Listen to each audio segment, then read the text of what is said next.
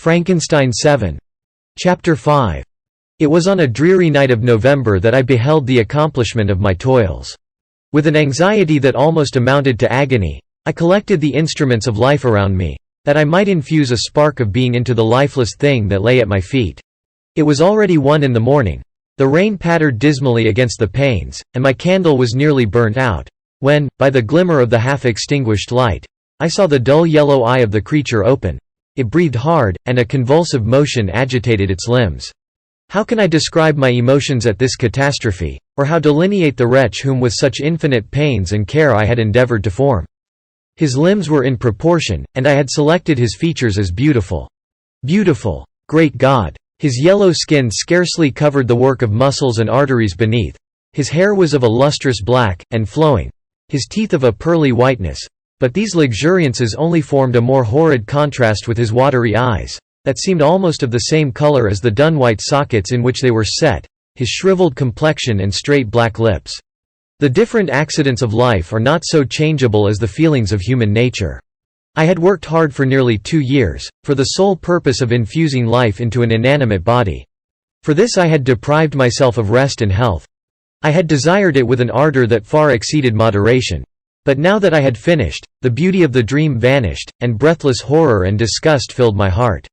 Unable to endure the aspect of the being I had created, I rushed out of the room and continued a long time traversing my bedchamber, unable to compose my mind to sleep. At length lassitude succeeded to the tumult I had before endured, and I threw myself on the bed in my clothes, endeavoring to seek a few moments of forgetfulness. But it was in vain. I slept, indeed, but I was disturbed by the wildest dreams. I thought I saw Elizabeth, in the bloom of health, walking in the streets of Ingolstadt. Delighted and surprised, I embraced her, but as I imprinted the first kiss on her lips, they became livid with the hue of death. Her features appeared to change, and I thought that I held the corpse of my dead mother in my arms. A shroud enveloped her form, and I saw the grave worms crawling in the folds of the flannel. I started from my sleep with horror. A cold dew covered my forehead, my teeth chattered, and every limb became convulsed. When, by the dim and yellow light of the moon, as it forced its way through the window shutters, I beheld the wretch, the miserable monster whom I had created. He held up the curtain of the bed, and his eyes, if eyes they may be called, were fixed on me. His jaws opened, and he muttered some inarticulate sounds, while a grin wrinkled his cheeks. He might have spoken, but I did not hear. One hand was stretched out, seemingly to detain me, but I escaped and rushed downstairs. I took refuge in the courtyard belonging to the house which I inhabited, where I remained during the rest of the night, walking up and down in the greatest agitation, listening attentively, catching and fearing each sound as if it were to announce the approach of the demoniacal corpse to which I had so miserably given life. Oh, no mortal could support the horror of that countenance. A mummy again endued with animation could not be so hideous as that wretch. I had gazed on him while unfinished. He was ugly then, but when those muscles and joints were rendered capable of motion, it became a thing such as even Dante could not have conceived. I passed the night wretchedly. Sometimes my pulse beat so quickly and hardly that I felt the palpitation of every artery. At others, I nearly sank to the ground through languor and extreme weakness.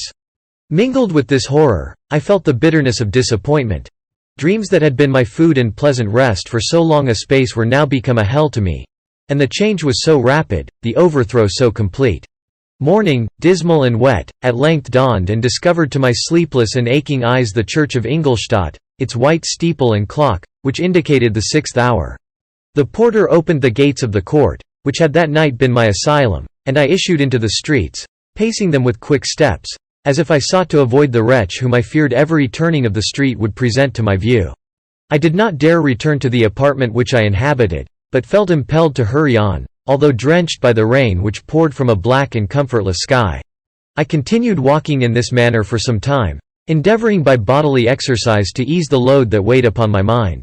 I traversed the streets without any clear conception of where I was or what I was doing.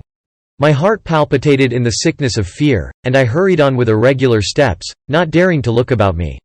Like one who, on a lonely road, doth walk in fear and dread, and, having once turned round, walks on, and turns no more his head, because he knows a frightful fiend doth close behind him tread. Coleridge's Ancient Mariner. Continuing thus, I came at length opposite to the inn at which the various diligences and carriages usually stopped. Here I paused, I knew not why, but I remained some minutes with my eyes fixed on a coach that was coming towards me from the other end of the street. As it drew nearer I observed that it was the Swiss diligence. It stopped just where I was standing, and on the door being opened, I perceived Henry Clerval, who, on seeing me, instantly sprung out. "My dear Frankenstein," exclaimed he, "how glad I am to see you! How fortunate that you should be here at the very moment of my alighting!" Nothing could equal my delight on seeing Clerval. His presence brought back to my thoughts my father, Elizabeth, and all those scenes of home so dear to my recollection. I grasped his hand, and in a moment forgot my horror and misfortune. I felt suddenly, and for the first time during many months, calm and serene joy. I welcomed my friend, therefore, in the most cordial manner, and we walked towards my college. Clerval continued talking for some time about our mutual friends and his own good fortune in being permitted to come to Ingolstadt. "You may easily believe," said he, "how great was the difficulty to persuade my father that all necessary knowledge was not comprised in the noble art of book-keeping.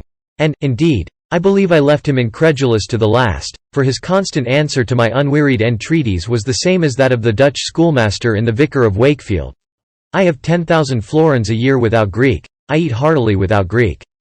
But his affection for me at length overcame his dislike of learning, and he has permitted me to undertake a voyage of discovery to the land of knowledge.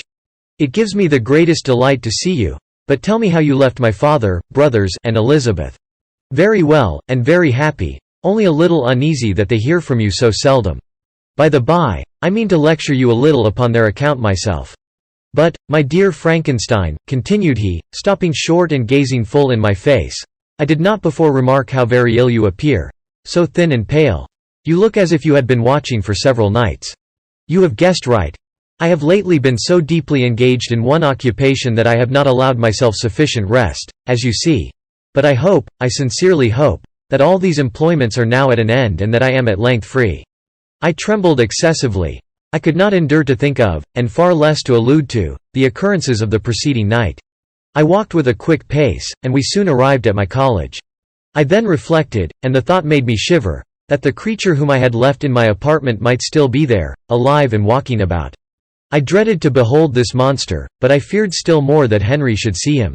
Entreating him, therefore, to remain a few minutes at the bottom of the stairs, I darted up towards my own room. My hand was already on the lock of the door before I recollected myself. I then paused, and a cold shivering came over me. I threw the door forcibly open, as children are accustomed to do when they expect a spectre to stand in waiting for them on the other side, but nothing appeared. I stepped fearfully in. The apartment was empty, and my bedroom was also freed from its hideous guest. I could hardly believe that so great a good fortune could have befallen me, but when I became assured that my enemy had indeed fled, I clapped my hands for joy and ran down to Clerval. We ascended into my room, and the servant presently brought breakfast, but I was unable to contain myself. It was not joy only that possessed me. I felt my flesh tingle with excessive sensitiveness, and my pulse beat rapidly. I was unable to remain for a single instant in the same place. I jumped over the chairs, clapped my hands, and laughed aloud. Clerval at first attributed my unusual spirits to joy on his arrival, but when he observed me more attentively, he saw a wildness in my eyes for which he could not account, and my loud, unrestrained, heartless laughter frightened and astonished him. "My dear Victor," cried he, "what, for God's sake, is the matter? Do not laugh in that manner. How ill you are! What is the cause of all this?" "Do not ask me," cried I, putting my hands before my eyes, for I thought I saw the dreaded spectre glide into the room. "He can tell. Oh, save me, save me." I imagined that the monster seized me. I struggled furiously and fell down in a fit. Poor Clerval! What must have been his feelings? A meeting, which he anticipated with such joy, so strangely turned to bitterness. But I was not the witness of his grief, for I was lifeless and did not recover my senses for a long, long time. This was the commencement of a nervous fever which confined me for several months. During all that time Henry was my only nurse. I afterwards learned that, knowing my father's advanced age and unfitness for so long a journey, and how wretched my sickness would make Elizabeth, he spared them this grief by concealing the extent of my disorder. He knew that I could not have a more kind and attentive nurse than himself, and, firm in the hope he felt of my recovery, he did not doubt that, instead of doing harm, he performed the kindest action that he could towards them. But I was in reality very ill, and surely nothing but the unbounded and unremitting attentions of my friend could have restored me to life. The form of the monster on whom I had bestowed existence was forever before my eyes, and I raved incessantly concerning him. Doubtless my words surprised Henry.